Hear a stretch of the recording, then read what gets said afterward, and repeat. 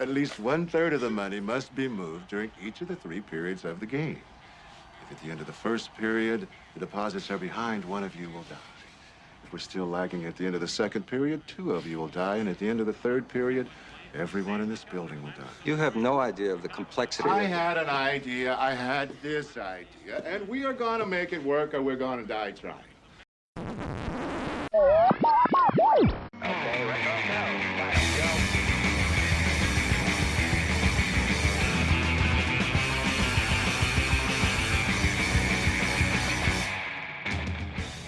Hello and welcome. Welcome and hello. This is Wait, You Haven't Seen? It's a show where we talk about movies, and specifically, we talk about a movie at least one of us has never seen before. I'm your host, Travis, aka TV's Travis. This is episode number 339, and our film this week from 1995 is the Jean-Claude Van Damme actioner Sudden Death. And here to talk with me about it, because he had not seen it before, neither had I, it's Jared. Jared, how you doing? I'm doing well, Travis. Really appreciate you asking me to do this and show me a movie that I'd never seen before. It's Absolutely. one of the great joys in my life is to be on kind of your side of the table and show a friend a movie that they hadn't seen before. So getting to take part in this is already been a real joy before we even got the conversation started. So thank you. Absolutely. We've been kind of circling in similar orbits, and it just was finally one of those. I'm like, I gotta reach out to this guy and get him on the show. And because, social media posts, I've noticed we have similar thoughts on movies, and it's nice to have a good conversation. And I am the same way. I love to show somebody a new movie, and sometimes I get to watch that movie at the same time for the first time, which is kind of a double bonus. So Yeah. What history, if any, did you have with Sudden Death? Were you familiar with it and just hadn't gotten around to it, or was this like all new for you? All new. So I have seen maybe just a small handful of the most quintessential Jean-Claude Van Damme action vehicles or kind of martial arts movies from prior to this, before he was like a full-blown bona fide general action star. But I'd never seen this movie. I've been a mild fan of hockey kind of growing up and a little bit less so into adulthood. So even that is like, I'm not the most knowledgeable on. And I don't think I'd seen um, very many of his movies from this era, if any at all. But I certainly had never seen Sudden Death. And yeah, speaking of like, just being friends on social media, I had posted something bemoaning the lack of hockey films compared to some other sports. Mm-hmm. And you said, well, wait a minute, what about Sudden Death? And I said, what about Sudden Death? And so here we are. Excellent. Yeah, I kind of similar. I have seen a fair number of JCVD movies in this era of movies of his that I saw. Going all the way back to something like Bloodsport and Kickboxer, I'd seen those. I had seen Universal Soldier. I remember watching Time Cop. Time Cop was one of those movies when I was real young and it was coming out. That was like, because it had boobies in it. That was one of those, Right. Holy Grail movies that you watched, but you didn't let your parents know that you saw it, type of thing. But in Street Fighter, I have a soft spot for that movie. It's terrible, but I enjoy the hell out of it. If for nothing else than Raul Julia is punching so far above the weight class of that movie. Yeah. But I'm wondering if David Dastmalchian will do the same role of M. Bison justice in the upcoming Street Fighter. I am cautiously optimistic about that movie. We will see Yeah. what happens with it, because some of the casting choices I really like, and some of them I'm very confused by. But this was a movie that I remember it coming out, and I remember it getting panned a bit by the critics in '95 into '96, and sort of it just kind of being almost. I mean, it kind of came and went. It wasn't overly hyped, and it felt like it got dumped at the end of the year and didn't get a lot of fanfare. Fans didn't love it at the time. It didn't do well in the box office. It didn't last very long, and it was sort of a bummer because Time Cop had been the year before, and the premise of this seemed really neat. But because of that and other movies that were coming out around the same time, I just kind of skipped it and then never got around to watching it. And then it became much like last week's movie that I watched, Starship Troopers. the reputation was that it was bad, and so I just never watched it, and then I kind of forgot about it for a long time. So this was fun to go back and revisit. So this 1995 Sudden Death was directed by Peter Hyams. I have a very soft spot and a very long history with Peter Hyams as a director.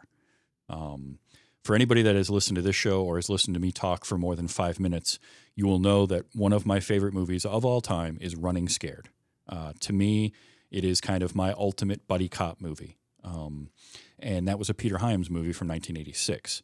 So I had seen that. This is actually, I think, the third Peter Hyams movie I've done for this show, because I've done Running Scared and I've talked about The Relic as well, which was one he did a couple years after this. So I really like some of his movies. He sort of, to me, is like if you took Michael Bay and you backed off on the accelerator a little bit. Yeah, there's far more tasteful sequences of explosions and vehicles crashing and shootouts and fistfights in this. A more tempered pace. Like, you don't get an explosion until well over an hour into this movie. Mm-hmm. Yeah, and I mean, Van Damme doesn't even have a fight sequence, an altercation with an enemy until like 30 minutes in or something like that, in an Until hour he and encounters 45 that minutes. Glorious penguin. Oh, Yeah. we're going to get to that. I'll tell We you what. will, yeah. But Hyams for me is that, so Michael Bay and sort of David Fincher, Russell Mulcahy were those directors coming out of the music video world, Mhm. and they had that sensibility. Peter Hyams is like the generation before that. He is more of the generation of your Spielbergs and Coppolas, but he was never to that, and I don't want to say level because it doesn't sound like, it sounds derogatory, but he was never quite to those heights in terms of the movies that he would make. But he was always a very serviceable director. You knew what you were getting out of him throughout his career. You know, he went on. One of his earlier movies was one called Outland. I don't know if you ever saw that with Sean Connery. And that was a 1981 kind of sci-fi thing with Sean Connery. It's pretty interesting movie. He did the sequel to 2001 called 2010, The Year We Make Contact. Okay. Yeah. Wow. Imagine being entrusted to that. Right? Like, his career up to that point must have earned him like that highly sought after spot. Mm-hmm. And that was actually the first time that he was his own director of photography as well, was 2010. And he went on to be his own DOP for every movie he made after that, including this one. Running Scared, Okay. this movie, The Relic. He did a movie in 92 called Stay Tuned. That is, I think, really underrated. Was a fun movie. He did Time Cop with Van Damme the year before this. And another fun one, if you haven't seen it before, I highly recommend, is End of Days, which is Arnold. Yeah. Arnold versus the Devil. Yeah. Yep. Is great. I loved that movie when it came out. I haven't seen it in, the 20 plus years since it came out, but I remember enjoying the hell out of it when I was a teenager. Oh yeah. And one of the things with him being his own director of photography is he can light his own scenes. And I have noticed that he really likes dark blacks. He really likes those deep, dark, and high contrast shots. It was one of the things I talked about with The Relic, was it was a very dark movie and at times almost hard to see what was going on. Yeah. But this had that too. Like, it's it's at times very dark and very contrasty, but I love the look of it because it feels like what you would see if you were in that situation. Yeah, particularly when they're in the bowels of the arena. Yes. And you get a character who gets lit on fire. And the way that is shot and lit just completely exemplifies what you're talking about. And it's amazing to, like, there's several scenes in this that are just shot with some panache kind of beyond what you would expect from, like, a workman, like, action movie DP. And I guess now I know that's because it was not. Like, when you've got the director and the DP being one and the same in a movie like this, you end up with some sorts of details that otherwise would get lost in the mix of all the fist fighting and gunshots and stuff. Yeah, and I feel like it makes the movie look like it costs more than it does. Because this is like a $35 million budget, which is a middle to decent budget in 1995. Like, it's not huge, but it's also got a little bit of money behind it, but he makes it look better than that. And that's where I get that sort of not quite to the level of like a John McTiernan in terms of action, but he's that type of director where he's always framing and making things interesting. There's a great shot in this when Van Damme is walking into the bowels of the arena, and it's just this very simple tracking shot going left to right as he's walking in, but it draws your attention to him and where he's going and what he's looking for. And I just like that. It just, little things like that, I think, amp up a movie and take it to a next level. And then all the lighting with the high contrast gives it a depth that I feel like sometimes movies can lose when they light everything too flat and too almost TV-like. I want that cinematic depth to things just to give, I want it to feel like I'm sitting in a theater watching a movie. Yeah, certainly. And this gives me that. Yep. The most mind-blowing shot in this whole thing, and I'm skipping all the way to the end, or not all the way, but close to the end, is there's one shot in here that is just absolutely bonkers, and I want to know what went into pulling it off. But it's the one that starts on the ice with some hockey action and then pulls back and pans all the way up to the roof and the fight scene happening on the roof in what appears to be one take, capturing the action on the ice and on the roof and moving between them.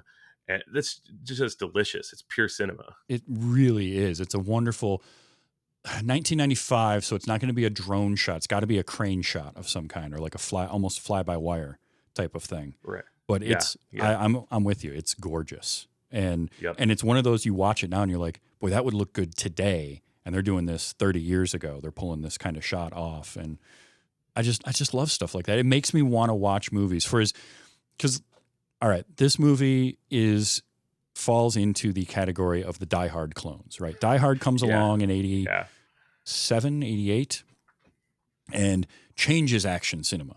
Let's be real. Like Die Hard made action movies different.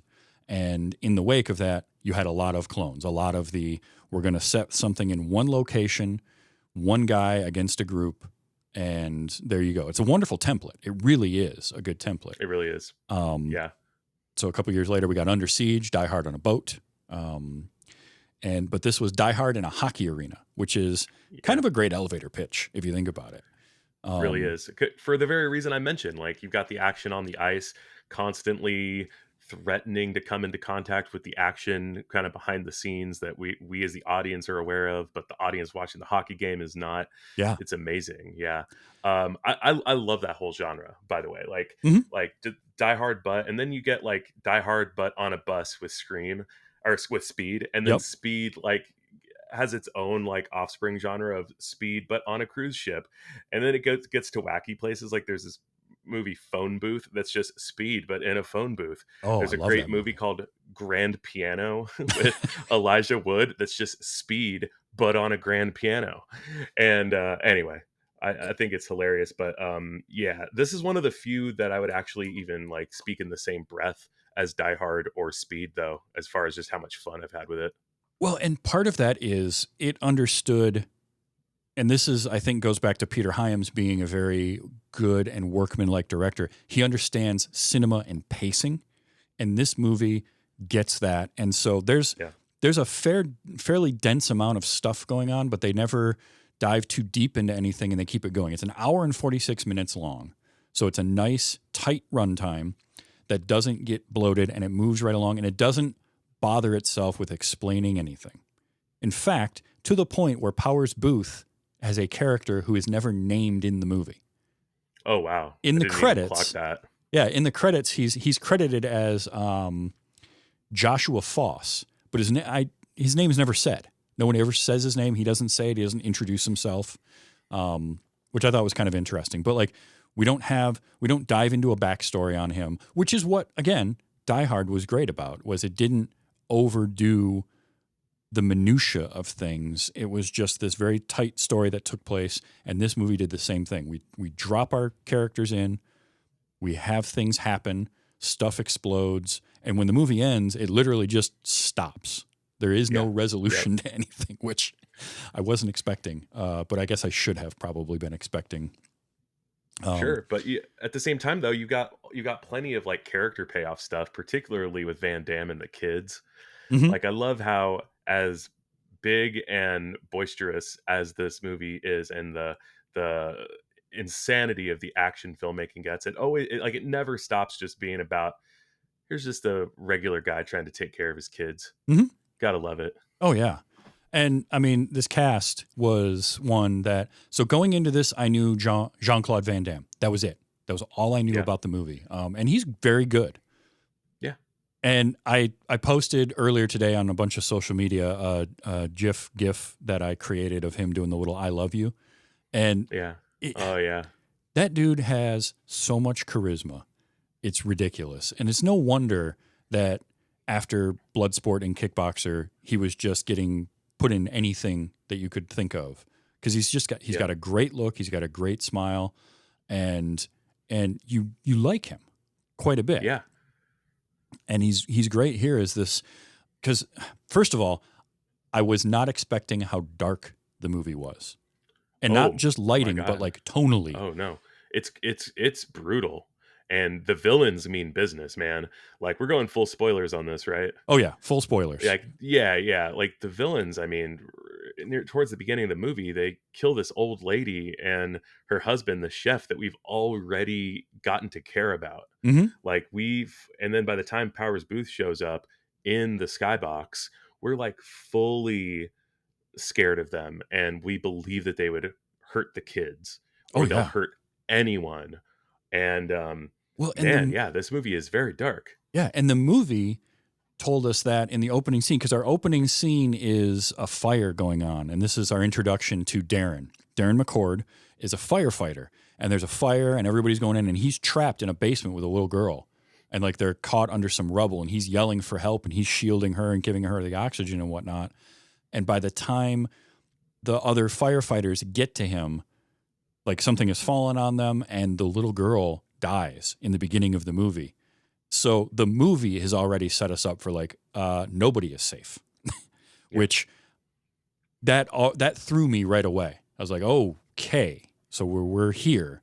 This is all right. And then we flash forward a couple of years, and now he is kind of. The idea is that he's no longer able to be a firefighter because of his PTSD from that event. So now he's working at the arena, and he does a great job of portraying that throughout especially the first act of the movie, without us needing an exposition dump, which I think is really important to the pacing of the movie. Is we have a cold open, and then we go right into our story, and we don't need somebody telling us he's got PTSD. Nobody telling us he's got these problems. It's all through his actions and the way people interact with him, especially his kids. And then, yeah, exactly. Layered on top of that, we find out he's a single dad, right? He's divorced. The kids have seemingly this like great relationship with the new stepdad. The son, we find out right away, respects his dad less, that he's no longer a firefighter. Yeah. And him watching that sort of just subtly take its toll and him rise to the occasion is super satisfying. Oh yeah, big time. And so we meet him, we meet the kids. Whitney Wright and Ross Malinger play Emily and Tyler McCord. Whitney is adorable. She's a little stiff as a child actor, but I'm fine with that. Like it's not that big of a deal, honestly, because she felt like a very young child, which she was. So, and I love the little thing of her stamping people's hands. And that was a cute little thing she did that I had a note when they're first going into the game. Cause I loved the scene where he shows up, cause it's what, Tyler's birthday, right? It's his son's birthday. Yep. And he's getting ready to head out to dinner with his mom and stepdad when Darren shows up. And I liked that the stepdad is he's actually kind of cool and understanding. Like, there's no animosity between the two of them. It's sort of an uneasiness of like, because obviously this is the new guy that's sort of their dad. But I liked that we didn't have like they're standoffish with each other. There's more of that with the ex-wife, I found.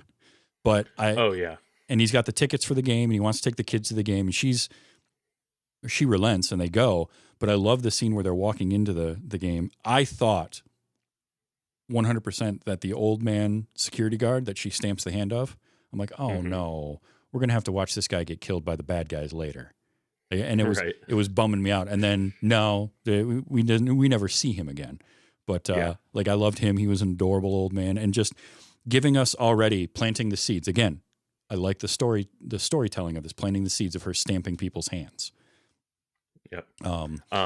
Right away, a thing that like, and I mentioned it now because it's in the chat. Ash said in the chat was the best part was seeing an actual Penguins game. That actually blew me away in this movie. How this movie uses a real stadium in a real city with a real professional team with real players. Yeah. Like it always takes me out of these things when it's like, you know, a fictional team and whatnot.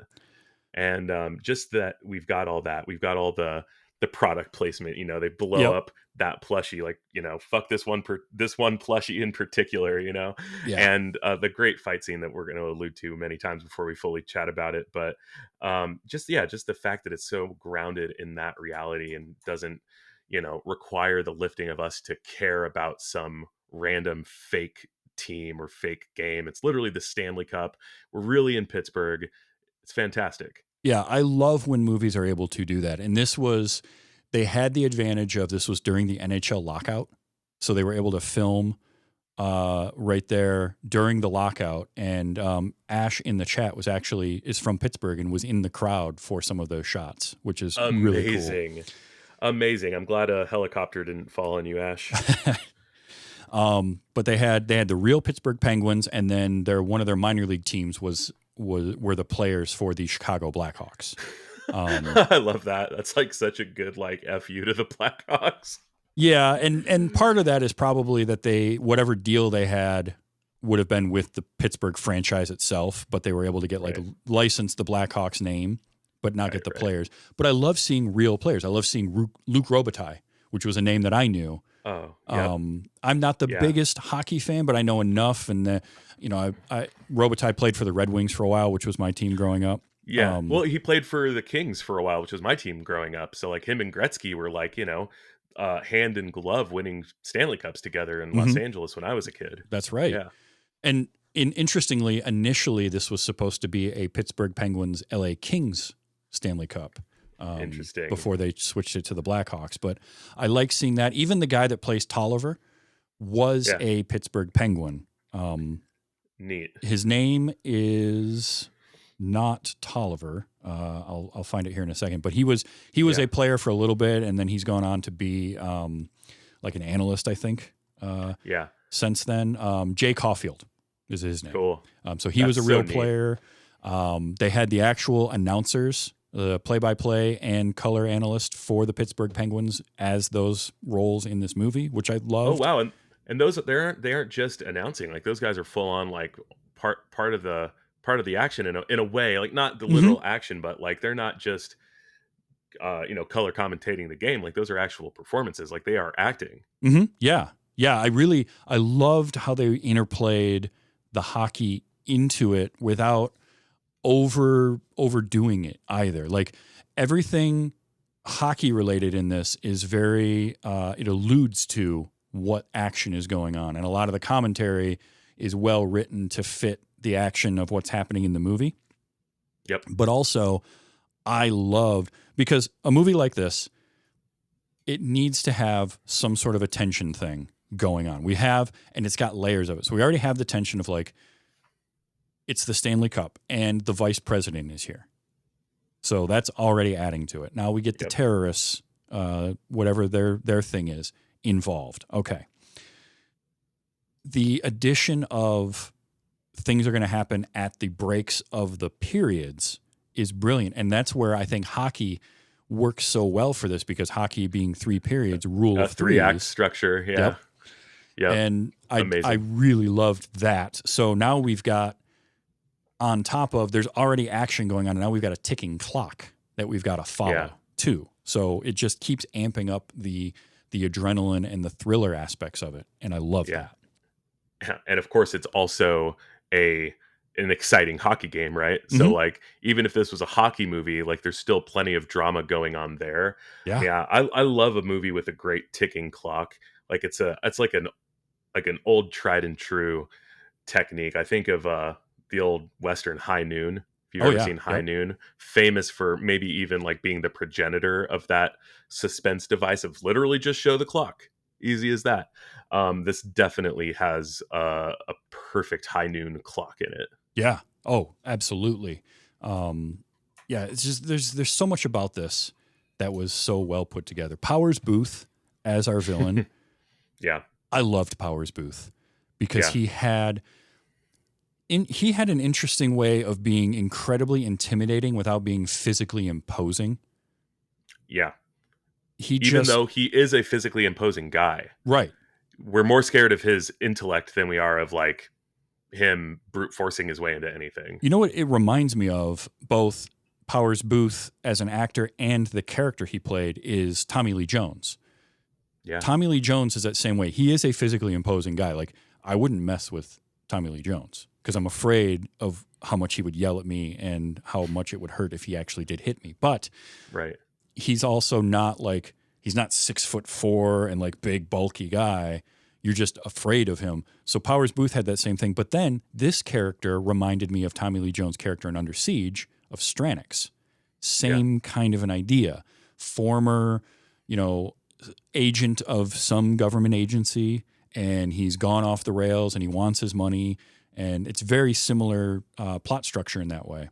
So I got a lot of those same feelings of it, and it worked. It worked really well for me. Like every scene Powers Booth has in this, and I captured audio I'm going to play in a little bit, but everything he did was just I was riveted to because you didn't know at any point. They perfect like his introduction, and then the fact that he's just like I don't care, I'm going to shoot whoever at any point. Nobody's safe. Yep. Yeah, he's a terrifying villain. He brings a similar energy in a much different role though in on the show 24. Mm-hmm. Yeah, he's the vice president that gets introduced in I want to say that maybe the 5th season, and gives the same kind of just like, oh my god, just this guy being on screen is an uncomfortable experience because of that energy and just that level of menace that he can effortlessly bring. Yes. Oh, and what's cool is this is 1995, so this would have released the same year that he was Curly Bill in Tombstone, who also is. A gap for me. That's a weight you haven't seen for next time maybe. I'm going to make a note about that because that movie is phenomenal. And Powers Booth, that's another movie with just a cast of like, you get whiplash because it's like that guy's in it, this guy's in it. And Powers Booth as Curly Bill is also a great villain character. And he, same kind of an idea where you're scared of him the whole time, but in a little bit different way in that movie, which also speaks to sort of his range as a villain type actor. Because there are some actors that can play really great villains and they always kind of play a similar villain. And there's some that can do different types of villains. And he was good at kind of both of those things. He could give you a similar villain, but also he could go in a different direction. I just love him, and he was compelling throughout this whole movie. Yep. Yeah. I did like Raymond Barry as the vice president. I kept waiting for something more to happen with him. Yeah, he almost had his hero turn. He wanted it. He wanted to have his hero turn. He wasn't going to let anything happen to those kids. Luckily, their dad was on the job. Yeah.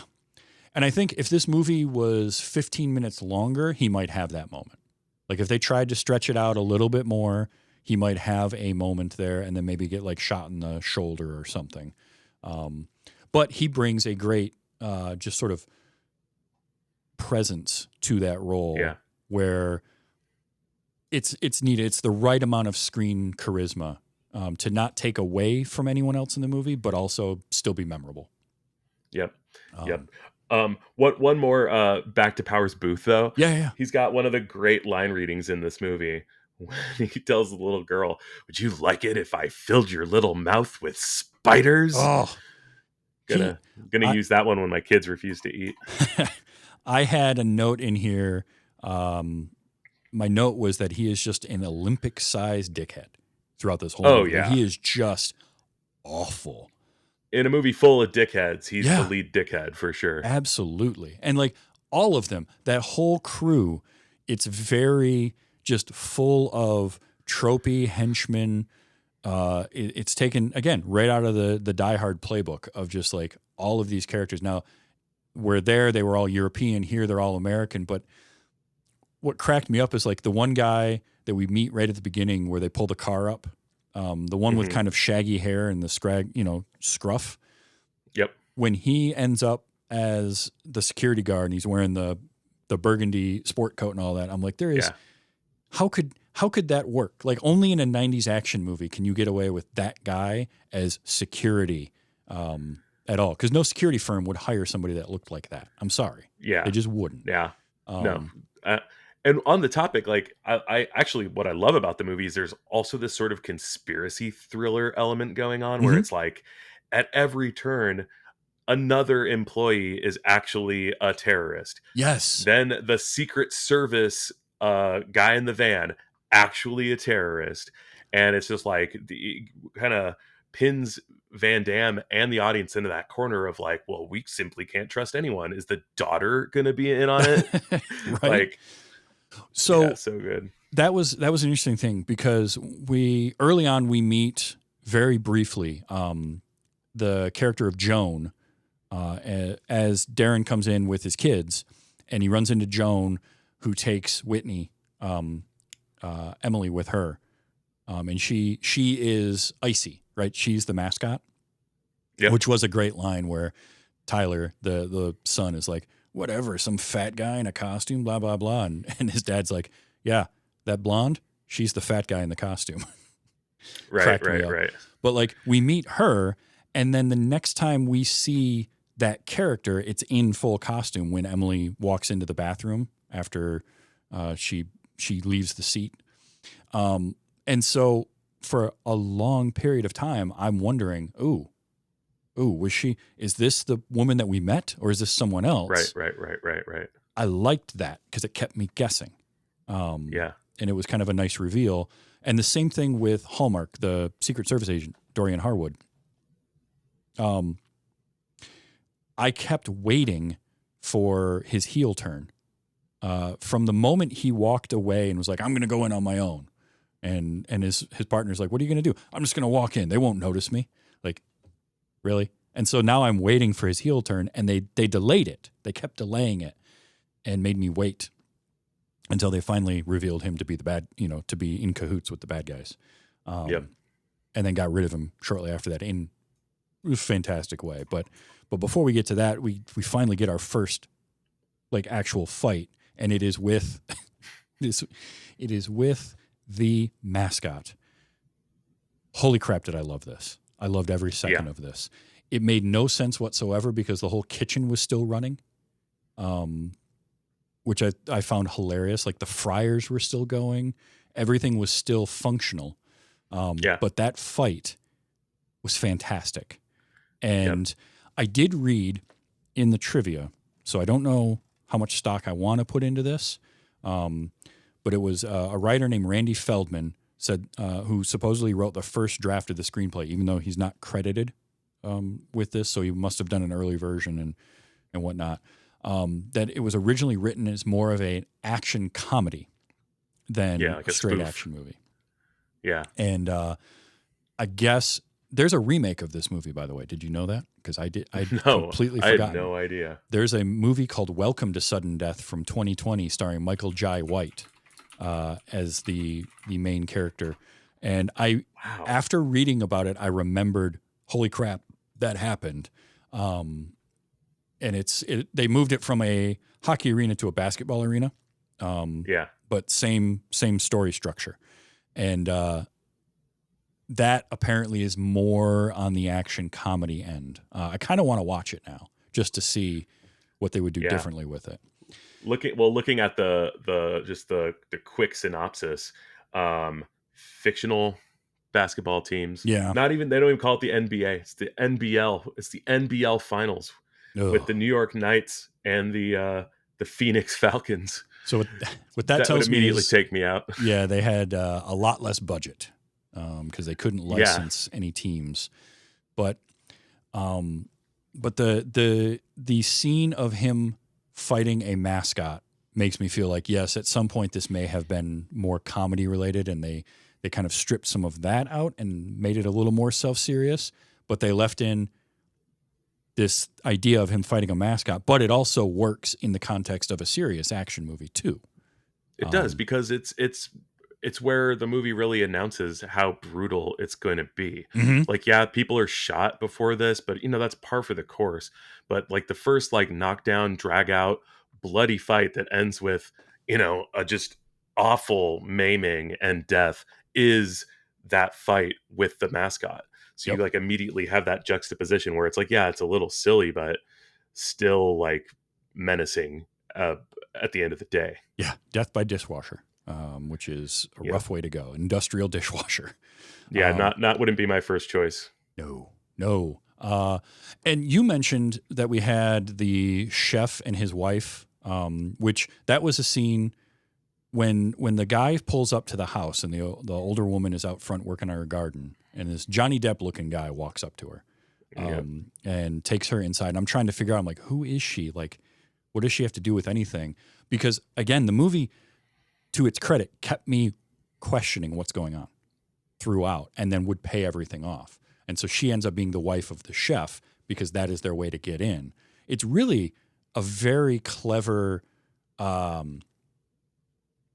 plot that they do to get themselves in. But everything that was going on with those two, because I really liked both the chef and the older lady, and then they killed them both off. So nobody's safe. Yeah. That's what the movie is doing here. I appreciate that. I appreciate a movie that does all of these things, and then we get this brutal fight, which is a great. I mean, he's slamming heads into like frying pans and dropping the hand. When the glove came off of the of Iceberg, I thought, it's going to get scratched because we saw the fingernails, and then it's the hand going in the fryer oil, which Oh yeah, lifts her up into the like the exhaust fan, and the exhaust fan takes the head off of Iceberg. Oh, so good. And to follow that up with he leaves there and goes out and then runs into another security guard. And to your credit, or to your point, this is that who can he trust at this point? Because now everybody he runs into could potentially be a bad guy. We don't know. Yep. And it's the guy we met earlier. And we got one of my favorite tropes in action, especially action movies. We'll do this. Action movies and horror movies will do you said her name was whatever, right? And they give that away. I liked the use of it here and the self-referential part of it. Because the guy's like, you said her name was Carol. And then he follows it right up with, I always do that. Like, he cops to it before Van Damme can turn around and do the gotcha. Yep. Another moment where it's clear that this may have been a parody before it was serious. Yeah. But also translates and works really well in a serious movie. So I liked it. But yeah, that fight is great. He beats that guy. But he still can't get the gun because the gun ended up in the dishwasher and it's too hot to get it out of there, I guess. So the only thing I was confused about is what happened to the body of the woman in the in Mr. Iceberg, because the body's just gone. She's still in the dishwasher to this day. She's lost. She went down the drain. Yeah, that's it. I did like everything going on with Hallmark, though, the Secret Service agent, because they kept you guessing. Because they do a really good job of making him into he's the Al from Die Hard for the first 2/3 of the movie. Yeah, right. The guy outside. This is a movie. You probably will agree with this, but there's a lot of suspension of disbelief you have to do for this movie to work. Oh yeah, like where did this dude get his firefighter training? Like what dojo did this guy go to become a firefighter? Right. You know? But even to the point of like, the movie is very cognizant of give us reasons for things to happen. So there's not they never do anything with like news broadcasts of the craziness going on at the arena, because the Secret Service guy said early on, I told all the news agencies not to report on this. my thing was like, yeah, but as soon as there starts being gunfire and explosions, there's going to be stuff reported on. There's no way around that. Because they're literally like firing off rocket-propelled grenades at helicopters midway through this movie in the middle of the city. Like somebody's going to say something about that. Even back, pre-social media, like there's still somebody saying something about this. But I can suspend my disbelief and just enjoy the movie for what it is because everything's happening so quickly. It's such a short time period. I mean, we're talking over a couple of hours. Yeah, near real time, like very, very near to real time. There's a couple time jumps here and there that like allow kind of the what you actually see on screen to be more or less real time, which I really like too. Mm-hmm. Yeah. And I like how the kids are there and they are used as bait a little bit, but at the same time, they subverted the trope that I thought they were going to go for. So the daughter getting taken to the booth really fit with the flow of everything and how it went. And so that's his driving force. But he told his son to stay put. And to the kid's credit, he stayed put. I liked that. But I like how when he first meets Hallmark, he's trusting of him. So he tells him where his son is, which then gets used against him. But the kid doesn't go with him. Yeah, great scene watching Hallmark between a rock and a hard place while the kid is basically like, nope, I'm going to stay right here. And you can see him. You see like the great facial acting from the actor of just like the wheels are turning. Like, can I just grab this kid? Yeah. Can I just like shoot this kid? No, I can't. Finally, he gives up and it's just like painful for him. What a great scene. Oh, it was so because he feels like he has the power in the situation, and the kid's like, no. And he even tells him, I'll scream. And he's like, I'm a Secret Service agent. I'm a kid. Yeah, that's not going to work. The mob is just going to destroy that guy if he tries it. And not only is it like a fun scene and not only is it suspenseful and stuff, but it's also like a good character turn where it's like up until that point, like that kid has been a foil where he's not respecting his dad. Like he's emasculating his dad. His dad's just went from this badass firefighter to just changing light bulbs around the arena. Yep. And that's the moment where it's like, we get to find out like, no, this kid's troubled. And he's from a broken home and all that stuff, but he respects the hell out of his dad. And he does what his dad told him to do. So like, it's great. Like just kind of just mixes in like the fun with the character development there. Yeah. And also, I love the fact that the kid stayed in his seat, regardless of the place coming down around him. Like, yeah, it's cheesy, makes it a great ending, but it's so good. It's such a good moment. There's a lot of really great moments in this. I got some audio clips. I want to play some of these because there's some good ones. Sure. First of all, the play-by-play. There's a lot of great lines here. They let the play-by-play announcer use some of his like catchphrases that he actually would use in Penguins games. Nice. One of them was this one. Scratch my back with a hacksaw. Scratch my back with a hacksaw. I like that quite a bit. Yeah, I'm going to steal that one and just kind of use it when I'm dumbfounded about anything. There was that one in the sequence where so Van Damme is running around. He's disabling the bombs, the C4 that they've planted, and they finally figure out where he is, and he's like cornered. He can't get away. He's running from those two goons, and he ends up in the locker room.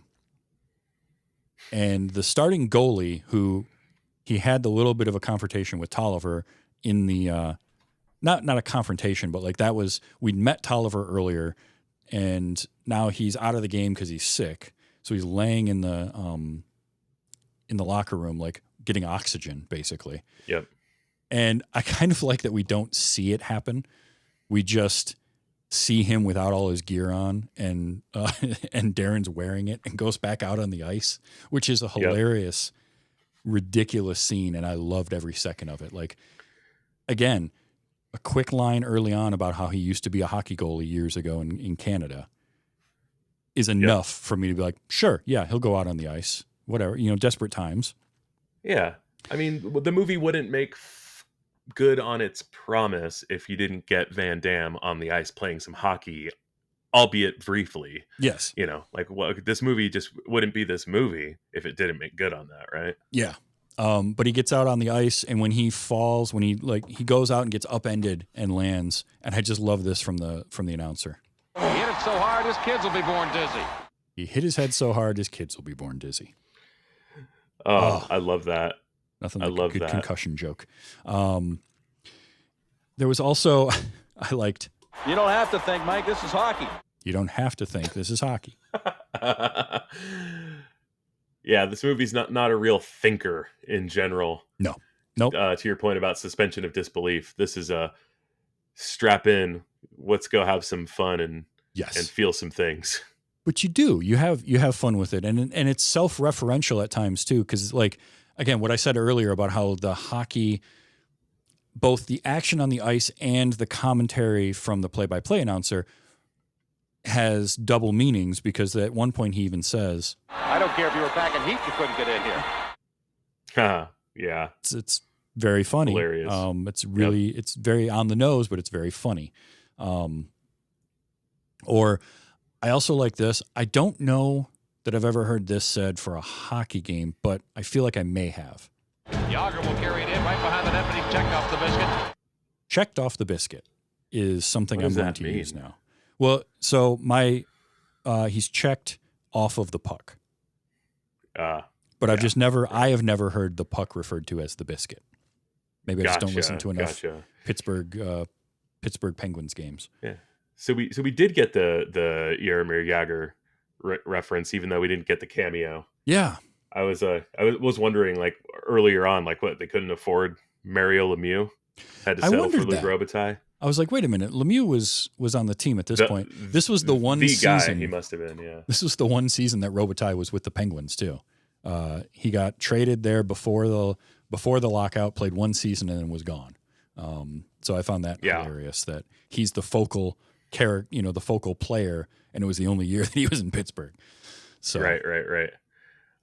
Speaking of self-reference, when I first started this movie, I was like fully prepared for it to be that like silly thing that happens with Van Damme, with Schwarzenegger, with pretty much like anyone with a European accent that comes over to the US to be a Hollywood action star, where it's like, are they going to try to pass this guy off as just like run-of-the-mill, salt-of-the-earth, red-blooded Pennsylvanian dad?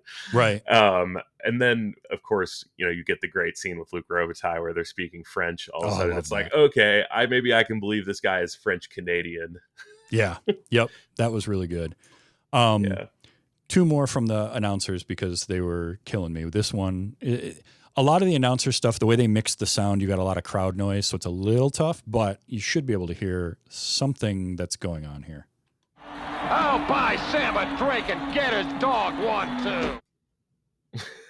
I think what he said there is buy Sam a drink and get his dog one, too. Yeah, like he got hit so hard, not only is he going to need a drink, his dog even felt that check. It was great. And then finally, this one, just because it's another one of my favorite tropes. Whenever there's like television going on, some sort of television production in a movie, and then everything goes all haywire. In this case, it was the henchman dropping onto the scoreboard in the middle of the arena and that exploding. And then you get a professional that's on television that says something along the lines of, Holy shit! That was a great holy shit. Yep. Well, I mean, this would be one of the great live TV moments of the '90s if it were real. We couldn't begrudge. Oh no, the telecaster saying "Holy shit" out of nowhere. Yep. Van Damme, to your point, I liked that they made him Canadian. Yeah, smart. Don't try to that was the thing with Street Fighter that was so tough, is Guile in the games is American as American gets. And in the movie, he's got the American flag tattoo, but he sounds like Jean-Claude Van Damme. It doesn't work. Yeah. And here they didn't do that. But I liked when he goes up and he starts to talk to Robitaille, and Robitaille's response, he kind of gets this look like, oh, I wasn't expecting you to say that. And so when they're walking away and the kid says, Dad, what did he say? Thanks, They're gonna win. Like, Right. what do I tell my kid? They're gonna win. I only got a couple of Van Dammes because he doesn't have a ton of lines in this, and a lot of it is just him yelling. But I did like. I can't let you do that. I can't let you do it. I'm having a real bad day. I'm having a real bad day. Yeah, no, I'm gonna let you do whatever at that point. I really like that he sort of stretches himself in this movie. Like my understanding is like Time Cop was like a little bit more like just kind of like general action star, just like go on the charisma, do your fight scenes, but actually like bring the performance, when before he was like, this is a martial artist who's being filmed. I think that like he gets all that sort of stuff, like the interaction with the kids, the character arc, all that. I think he really brings it. Like, I mean, like it's a little like strange, like, hearing that accent, like hearing like the English come out with that accent, like it's gonna be a little stilted, a little Gal Gadot like, sure. But it's still like I still buy it, like just from his charisma and like his dedication to like really trying to sell this stuff. I really admire that he kind of took a big swing with that sort of thing when he could have rested on his laurels and just been,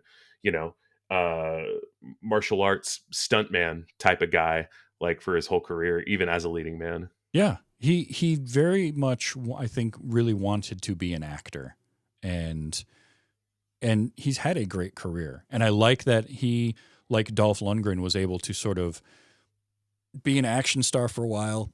He went the way of a lot of direct-to-video for a very extended period of time, but was able to sort of pull out of that skid and have a second career, and a career renaissance. And I like that quite a bit. This was a great exchange over the phone that just got me. Have you had any contact with the aggressors? I killed 2. Is that contact? Yeah, that got a laugh out of me in the moment for sure. That is some John McClane level snark going on, and I'm here for it. It was wonderful. Yep. Also, you can't have Van Damme in a movie without some kind of a grunt. Oh yeah, plenty of grunts happening in this. So many good ones. It's probably a good one when he gets hit on the ice. Oh yeah. It was hard to extract that from all the other noise going on in that scene, but there were some good ones there. Powers Booth, we talked about him, but I got a few clips of his because again, he's just he's freaky and scary and terrible throughout the whole thing. I mean, I love all of his reactions to other people saying something to him, like, "What kind of lunatic are you?"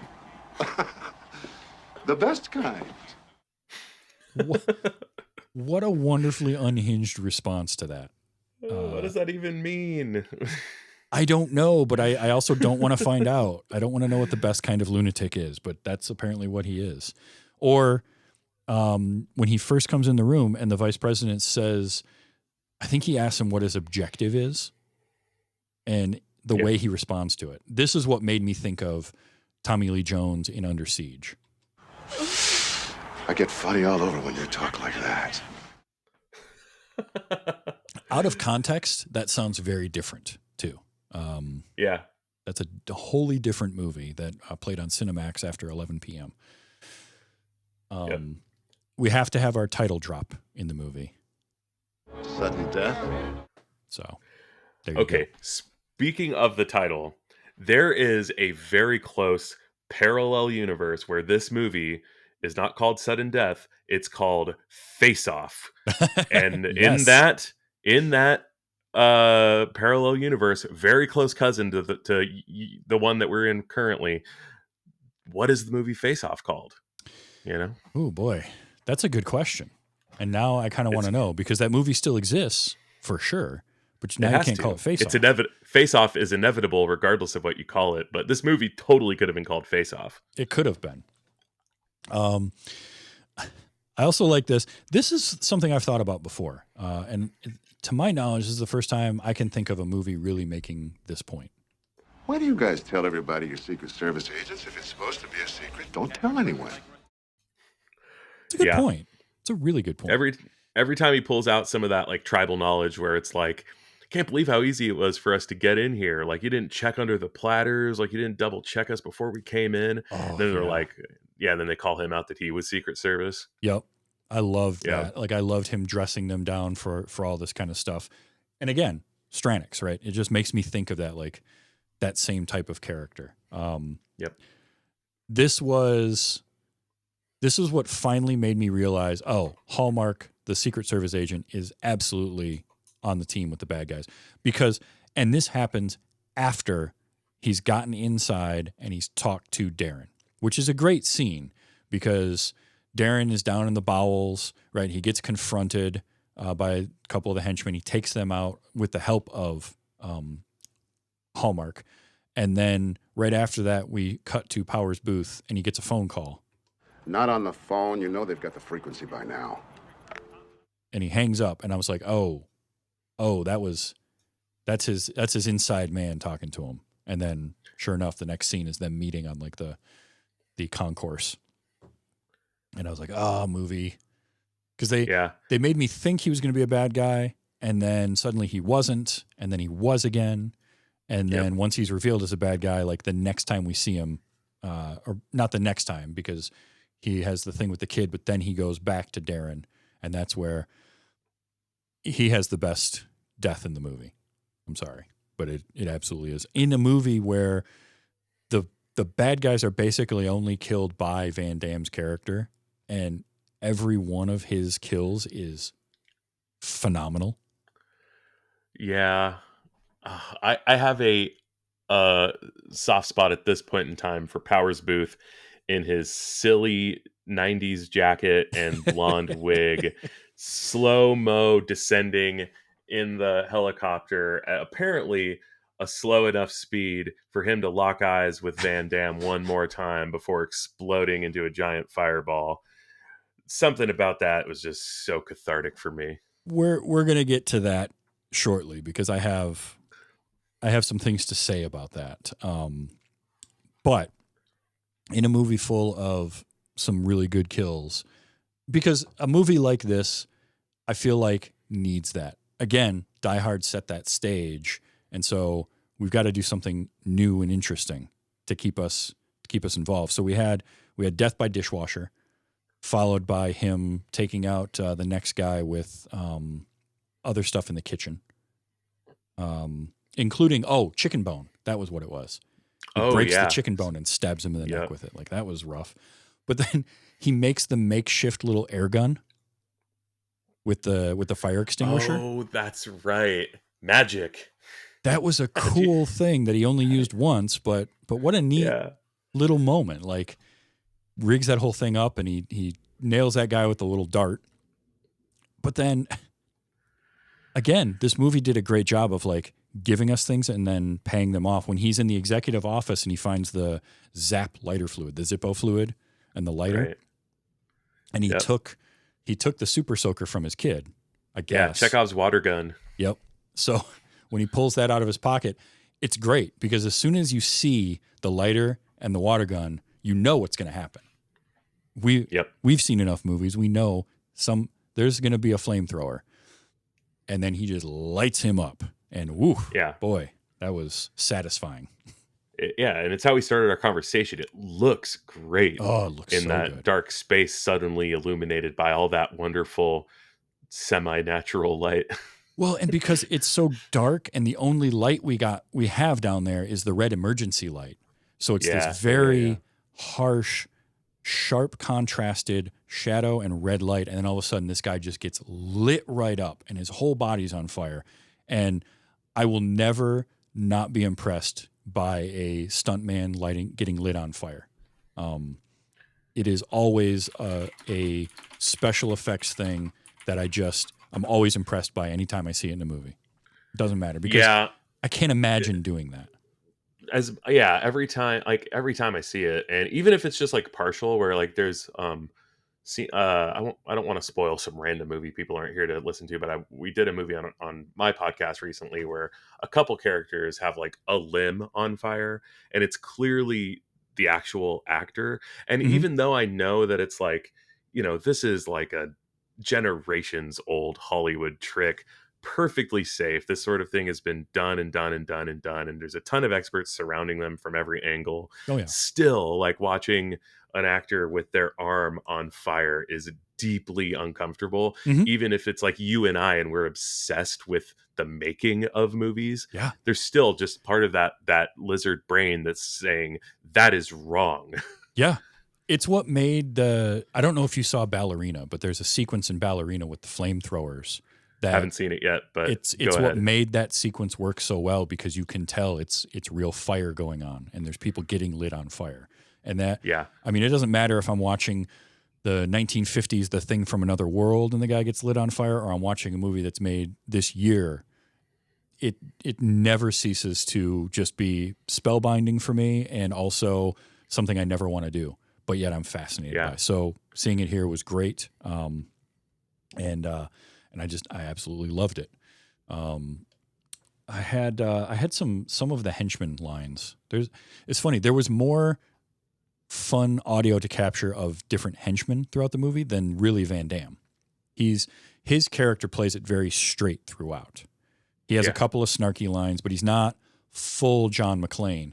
And I kind of like that, because throughout the first half of the movie especially, he's suffering PTSD without us having to be told that. And so it's more of an arc for him to rise to the occasion than anything else. So a lot of the snark and a lot of the comedy, the action comedy bits, come from some of the henchmen. Him setting that guy on fire must have been one hell of a exposure therapy session. Yeah, no doubt. Oh, I mentioned the Johnny Depp looking guy. Yep. With the most ridiculous cross earring. Everybody had earrings. Did you notice that? All of these henchmen had one earring. Yeah, bad guys had earrings back then, for sure. That was like shorthand for this is a bad guy. He's got an earring. Yep. But I love where he's sitting with the old woman. You have any cookies? You force your way in here with a gun, and now I have to feed you? You don't have to, but I still have the gun. Great line. Oh, and she gives him Fig Newtons, which I guess are kind of like cookies. I love Fig Newtons myself. I love Fig Newtons as well, but it's not a cookie. No. It's a Newton, as the commercials reminded us. That is a very good point. That, by the way, that henchman had the least intimidating voice I may have ever heard. When he's on the phone with the chef, and the chef is trying to be like, basically tell him, if you harm my wife or whatever, and he says this. You'll what? Burn my toast? I don't know what he sounds like, but he doesn't sound like somebody that's going to hurt someone else. He doesn't have Powers Booth bravura. No, he does not. He did have a good laugh, though. I liked that. That was good. I also loved the thing that set us up for how integrated everybody was into this whole world. These bad guys was when they have right at the beginning, you got the like construction workers and the guys pull up in the security car, because they've got to get security ID badges somehow. Yeah. That's apparently the one thing they don't have. They have everything else but the badges. So the car pulls up, and then a car runs into him from behind. And I liked... Is it bad? What? You think this might be good? That's a wonderful exchange, because of course it's not. But then when they get out of the car and they have him at gunpoint, and you get... We are going to steal your car. Don't get killed over it, huh? And then immediately kill them. Yep, immediately just mow them down. Yep. Sure. One of the first moments where it's like, oh, these villains are really not messing around, and everyone is in danger. No, they are not messing around at all. Also, I liked... Sorry, but my dog's missing. Like, that is the least convincing excuse I've ever heard. My dog is missing. Like, no. The hacker guy, henchman. Wasn't he?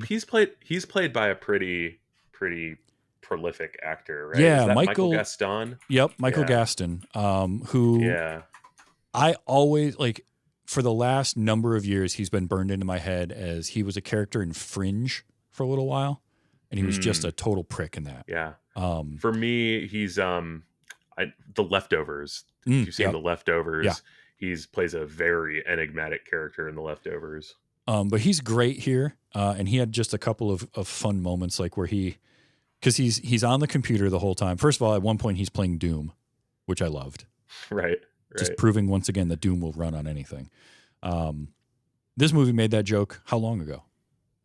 30 years ago, and it made playing Doom on something where you wouldn't normally play it. Yeah. Which is great. Comes back in the Avengers. That guy's playing Galaga. Right. Thought we wouldn't notice. Yeah. But I loved his snark of like, I don't think they believe you. that's such a good delivery. Like that line could easily just have come and gone, but I'm going to remember that now just because of like his delivery of I don't think they believe you. And he had another one. I don't think I have it anymore, but it was like I hope that's not my money, when they were moving money and they didn't move all of it or something. Right.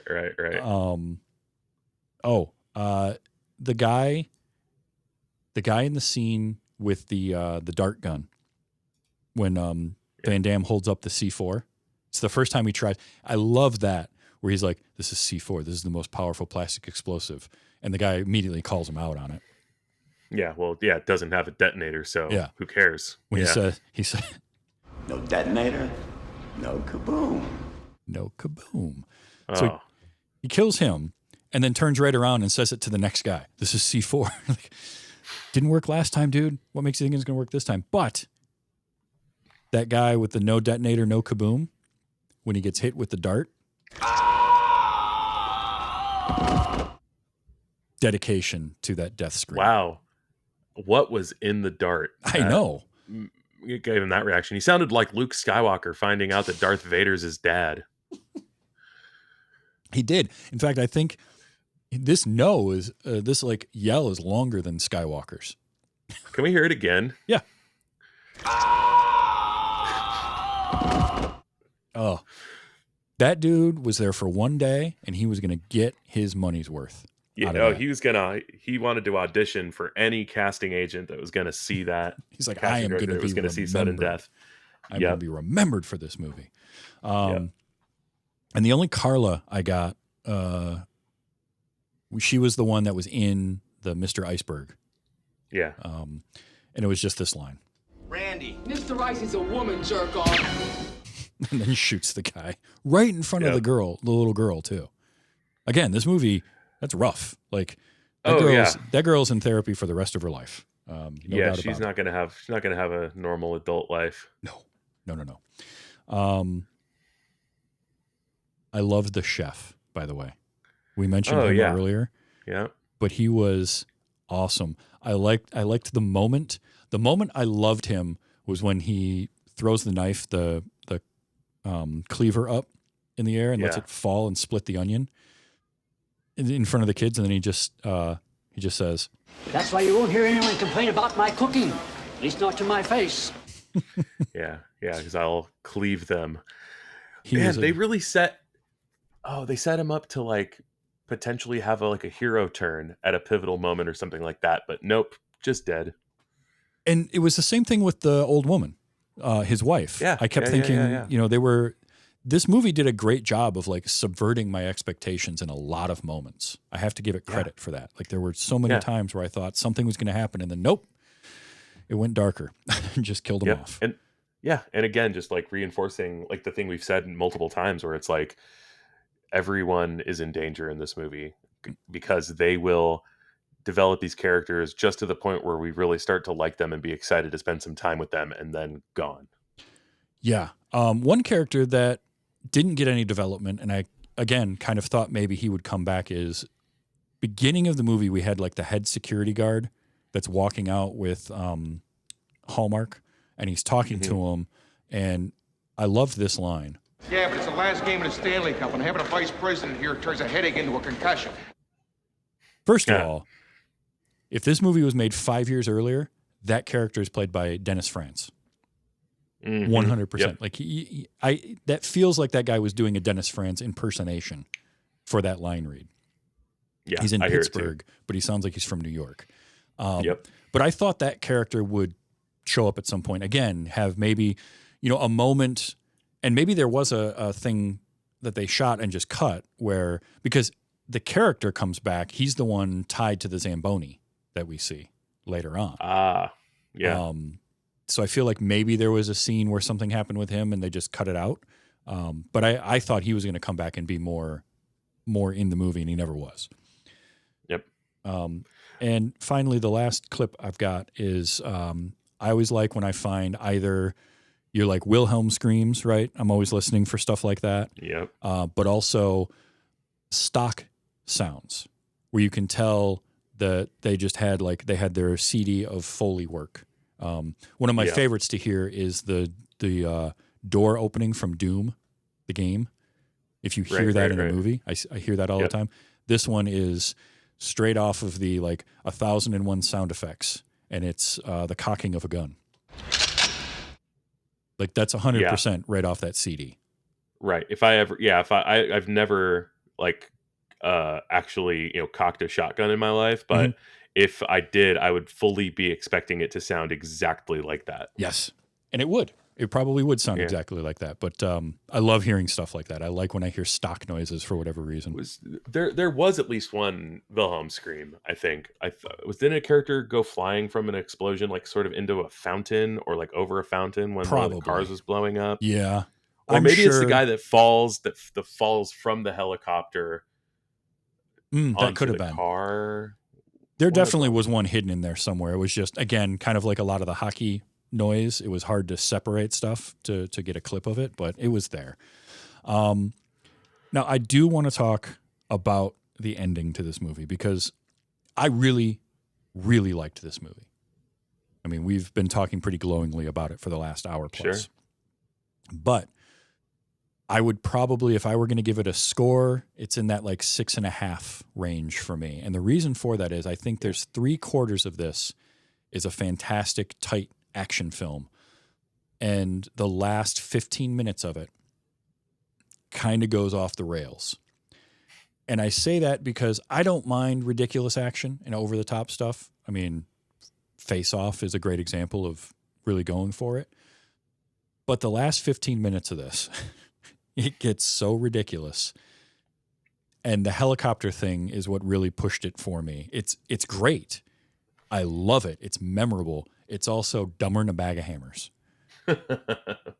Because there is, I don't know how to fly a helicopter. I know that helicopters don't behave that way. Right? They don't. Right. You couldn't tilt a helicopter back and have it fall slowly straight down. And as I was watching it, I'm like, I don't know what's happening here, yet I love it. It's so ridiculous. And it was kind of one of those things where it's like, boy, how do we end this? You need some kind of big spectacle to end it. And they've already done jumping off of the roof of the building. They've done a bunch of explosions. So how do we up the ante? Well, we do something with this helicopter. And for it to fall like that, not have the rotors hitting the sides of the the rotors suddenly got very short, and it falls all the way down straight line into the arena floor and blows up. Right. Was so dumb. So silly. But that's what makes this for me a good bad film, right? That takes it into the realm of being cheeseball B movie type thing. But I love it for that too, because I'm going to remember that now. I know had I seen this when I was younger, that's something that I would remember, is the ridiculousness of the helicopter. I'm surprised that I haven't seen that clip in more lists of, action movie things, 90s action movie stuff, because it really should be. It looks silly, but at the end of the day, they really dropped a helicopter into their set and blew it up. Yeah. Yeah, they did. Yeah. They did the thing, which is phenomenal. But it's that last 15 minutes. Just it just hurts it just enough for me to be like, this is a very good movie, but it's just not at that level of your Die Hards or Speed. It puts it a half step below that. Yeah, it's fine. Like, there's nothing wrong with that.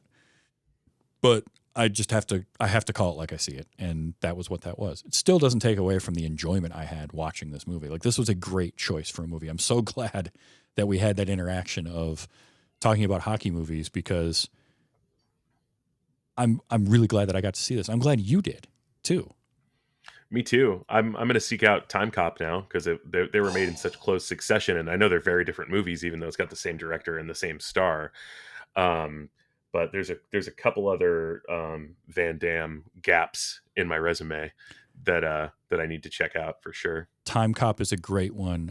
One of the great things about Time Cop is, much like Powers Booth, Ron Silver as your villain has that same presence of, he's very intimidating, but in not a physically intimidating way. Yeah, but you're like, you don't know what's going to happen with him at any point. Time Cop is a lot of fun. Be prepared for it to be cheese, because it's definitely there. Yeah. The one thing we didn't get in this that I kept waiting for is the Van Damme split.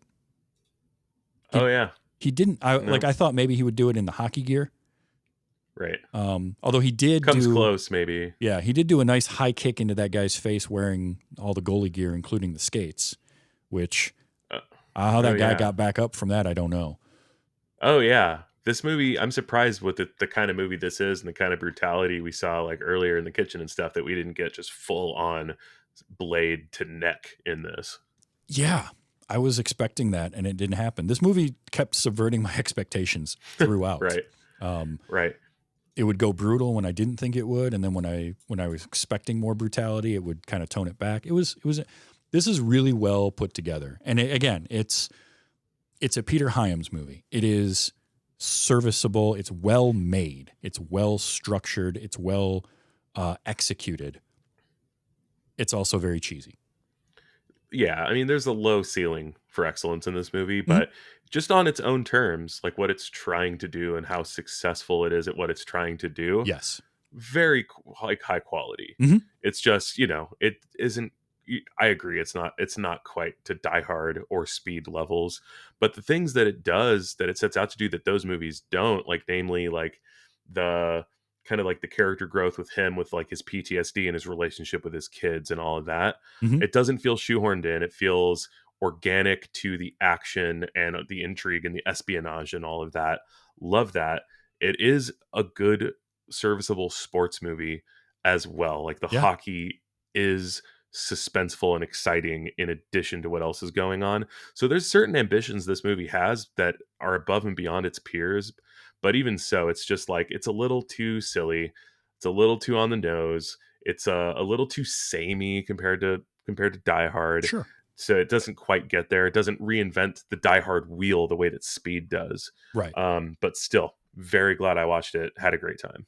Yeah, as Die Hard clones go, this is one of the better of the Die Hard clones that doesn't go into new territory. Like, it is, for me, it's at that level of Under Siege, I think.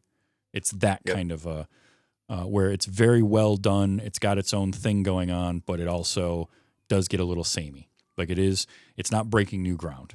But the integration of hockey into it also feels correct. And they did a great job with that, where it doesn't become the focal point, but it's also very important throughout. The hockey and the arena and the crowd and the time and all of that that's going on is very important to what's happening throughout the movie. So they did a great job there. So yeah, this if you haven't seen this before, it's a fun one. And if you haven't seen it in a while, it's worth a revisit. For sure. I picked up the great Kino Lorber 4K here. Ooh, look at that. It's got a great audio commentary from not anyone who made the movie, but just a couple commentators like us watching the movie, hanging out and dropping some factoids, along with a bunch of vintage interviews from Jean-Claude Van Damme, from Peter Hyams, from Powers Booth, and from the child actors. and some fun very behind the cool. scenes stuff of Van Damme shooting his own stunts, like him really falling from the roof, only like maybe 20 feet onto Sure. a gigantic inflatable, but also like really hanging from the roof, pulling himself back up. All of that stuff was really JCVD, baby.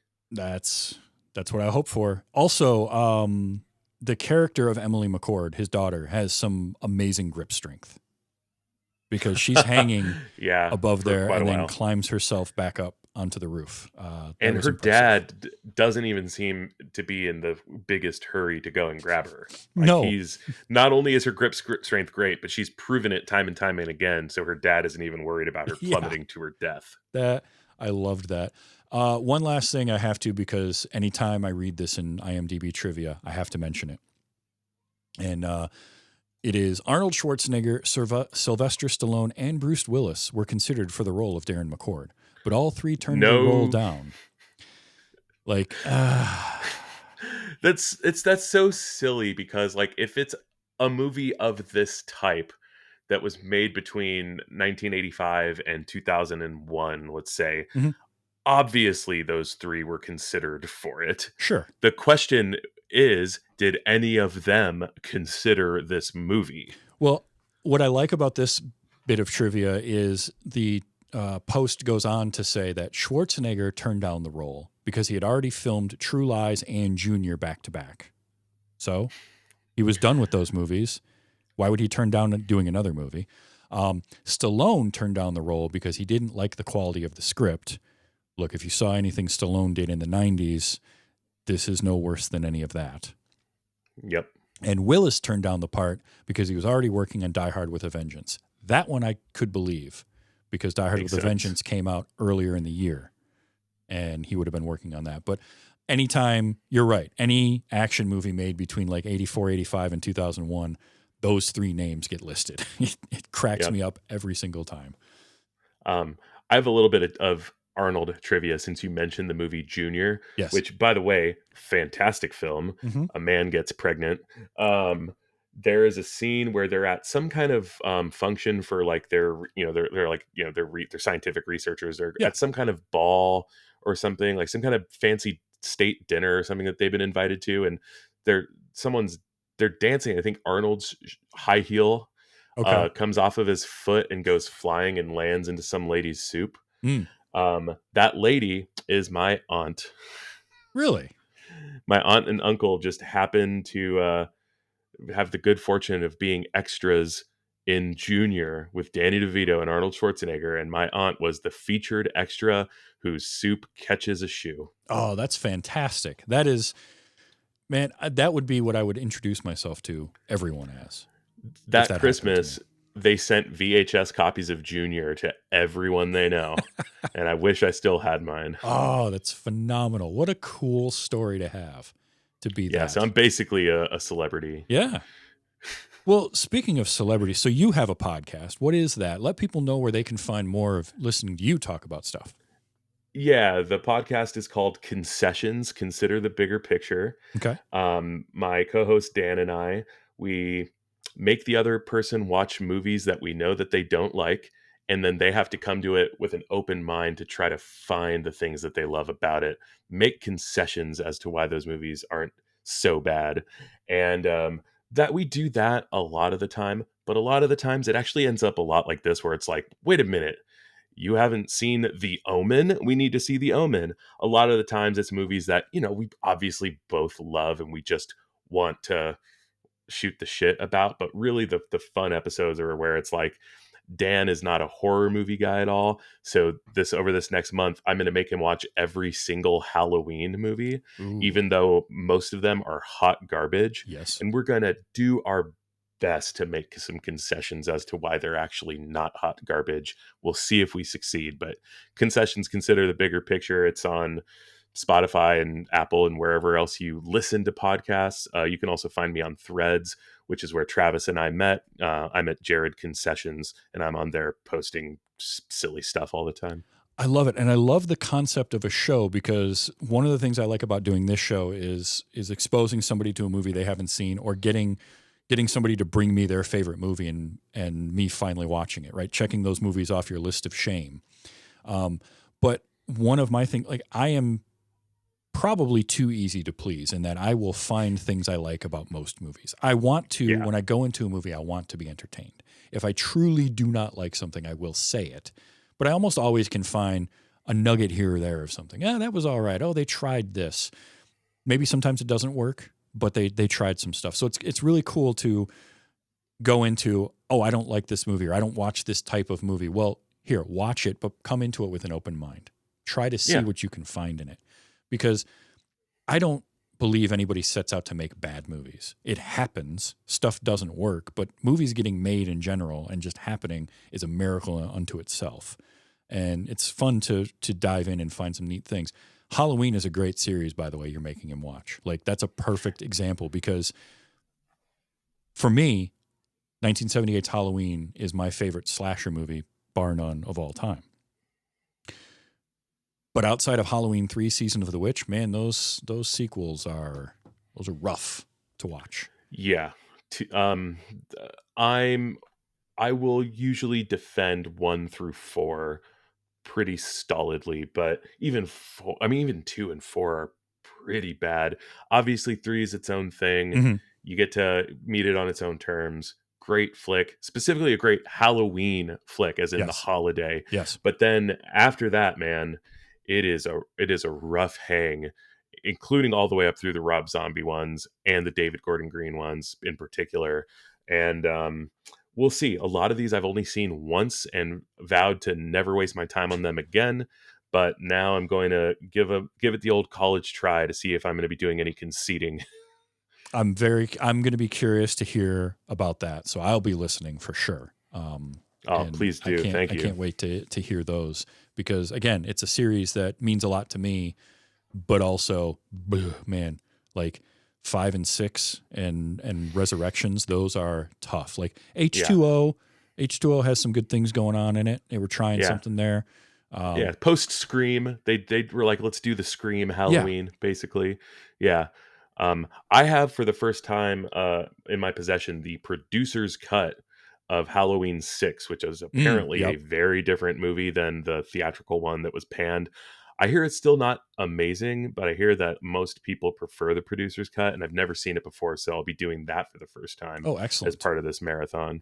Very cool. So definitely check that out. Now, if you like this conversation, I do this every week because I have a problem and I can't stop. And I do this every week, Sunday nights, 8 p.m. Eastern time at twitch.tv/tvstravis if you want to catch the live version, but it comes out as a podcast anywhere you get your shows, whether it be Spotify or Apple or podcast catcher of choice on Wednesdays. If you want to get the show a couple days early, you can become a patron and you will get the shows a few days early and some special bonus episodes that I do. Where I'm doing right now, I'm in the middle of watching the Wednesday series. I'm in season 1 of Wednesday, and I'm watching those episodes. And patrons get those exclusively, and they also get episodes of this show early. So you can find that at patreon.com/WYHS. And then the show comes out every Wednesday, anywhere you get your podcasts. If you can leave a review on your favorite podcatcher, that does help the show become more discoverable, and I definitely appreciate that. There's also merch. You can go to tvstravis.com. I've got a link there to merchandise if you want my silly logo on a coffee cup or a hat or a T-shirt. There's all of that, so definitely check those out. But Jared, thank you so much for being here. This has been fun. We'll definitely do this again, and I can't wait to hear your stuff on Halloween. Yeah, thanks for having me, Travis. I'd love to do this again. Love to have you on Concessions. Oh, I'd love to do it. Absolutely. Anytime. Now, coming up, I have my yearly October crossovers with another show I'm a part of called Gore, which is all about horror movies. And every October, cool. I bring that crew onto this show, and we do a month of brand new stuff for some of us. And we're going to kick that off next week with a movie called Malevolent that came out in 2018 with Florence Pugh. And it looks interesting to me. Apparently, they are paranormal investigators that fake stuff, and then real things start happening. I don't know much else about it, but I'm very curious to see it. And so that's my next movie. I've also got coming up Body Bags, which was a 1993 anthology directed by John Carpenter and Tobe Hooper, among others. Oh, wow. And a couple other movies. Vampires versus the Bronx is going to be a movie that we're going to watch. And I am finally going to watch The Black Phone for the first time. In preparation for Black Phone 2 that's getting fantastic reviews right now. Yes. So that is what's coming up for the next month on this show as we do our annual Gore Spooktober crossovers. So I cannot wait for that. Definitely check those out. But Jared, once again, thank you so much. We will do this again. And anytime you want me on Concessions, you just let me know. Oh, I'll be looking you up. Thanks so much again, Travis. So until the next time, and Malevolent, just remember to enjoy your movies, everyone. And it's spooky, but let's be excellent to each other.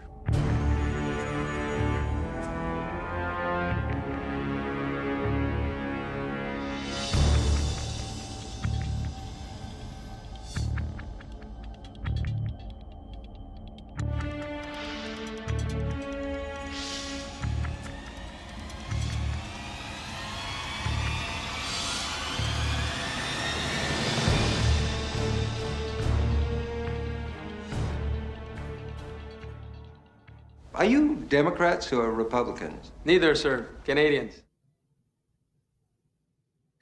I liked that quite a bit.